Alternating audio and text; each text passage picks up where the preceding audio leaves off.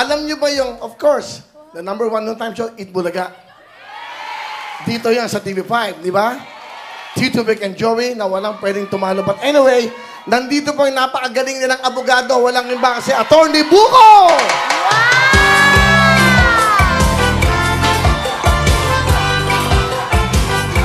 Kasama mga taga-Balayuan! Mamaya, attorney, ano pwede mong sabihin? Ano nararamdaman mo? Ganito kasaya nararamdaman nyo ngayon. Attorney Buko! Salamat! Sobrang masaya kami, Kuya Will, dahil napakarami mong napapaligaya. Lalong-lalo na sa City of Baliwag! We love you, Kuya Will! Okay ba? Maraming salamat sa panahon nyo. Isipin nyo, ang lawyer ng TVJ Itbulaga, nandito po.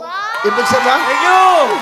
Kasama ko yung kapatid ko, board member, Pechay de la Hello, Cruz! hello. Bumati ka sa mga kababayan nyo. Hello po, Baliwag City!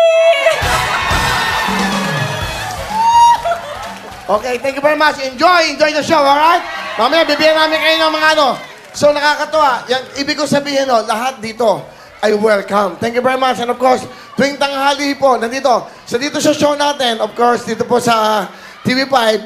So, umaga, good morning kapatid. Mga impormasyon, mga news, at mga para malaman nyo ang mga dapat nyo gawin sa pagluluto, yung mga tips. Pag tanghali naman, ito, going 45 years na po, ang nag-iisang napakahirap pong talagang talunin, ang Eat Bulaga!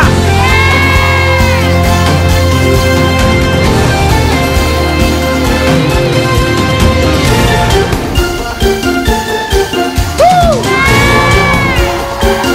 Mga dabar ka!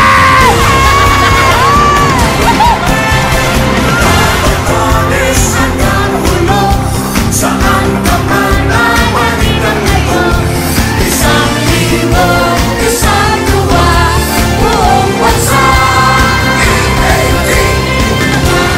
Oh, that's right. So, yan o, kompleto na tanghalian nyo. Pagkatapos naman yan, hindi ba, may mga programa tayo. Abangan nyo naman habang naghihanda kayo ng inyong mga pagkain, pagluluto sa inyong mga mahal sa buhay.